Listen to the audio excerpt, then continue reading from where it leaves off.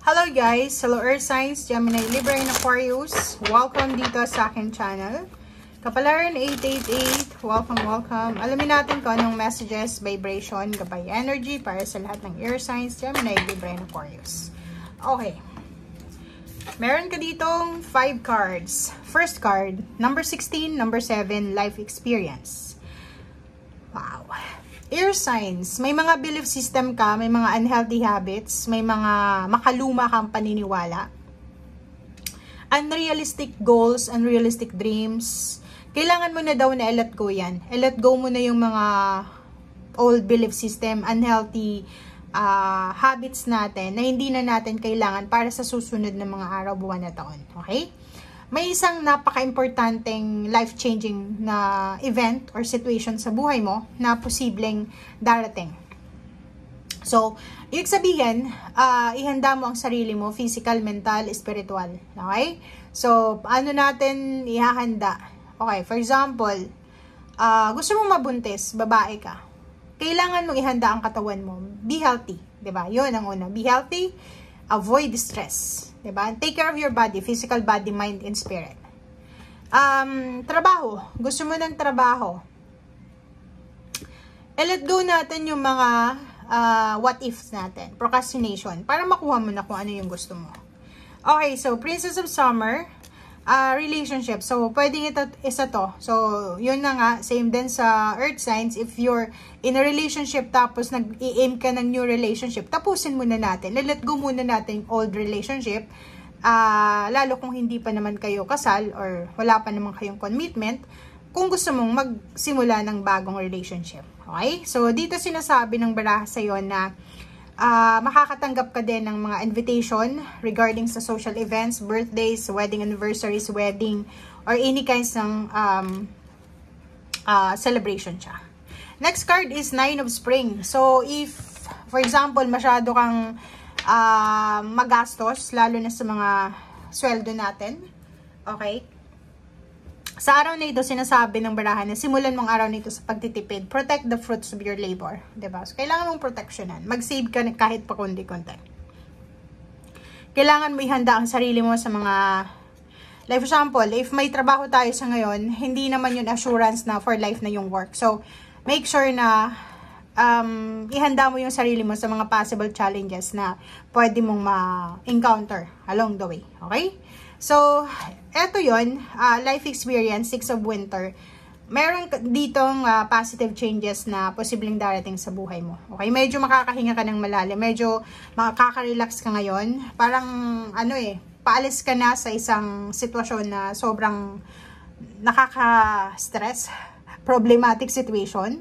May nakikita tayo ditong aalis ka sa lugar, it's either work, business, or relationship na medyo nagbibigay ng sama ng loob sa'yo or nakaka-drain ng utak ito. So, medyo maliwanag na yung situation. May clarity na. It's either travel ito or relocation. Okay.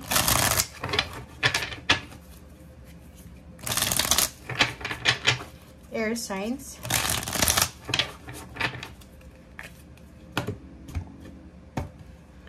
Air signs. Whew. Okay, 22 guys. Sa araw na ito, kung makikita mo, ano man itong positive na pagbabago na parating sa buhay mo, ito ay posibleng travel, okay? It's either relocation, travel, it's either work, okay?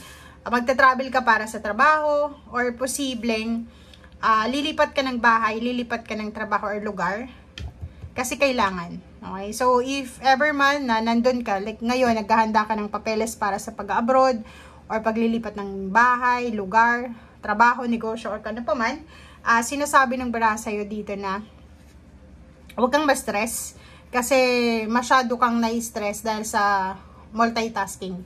Iwasan mo yung multitasking guys. Kailangan mong, kumbaga, dahan-dahanin lang, huwag kang magmamadali. Kasi etong balance na to na parating sa'yo, ano siya? Parang simultaneous siya na mangyayari sa buhay mo. Pero kailangan mo din ng pasensya. Kasi mabilis ka ditong mapapagod eh. 'Di ba? Ma-overwhelm ka.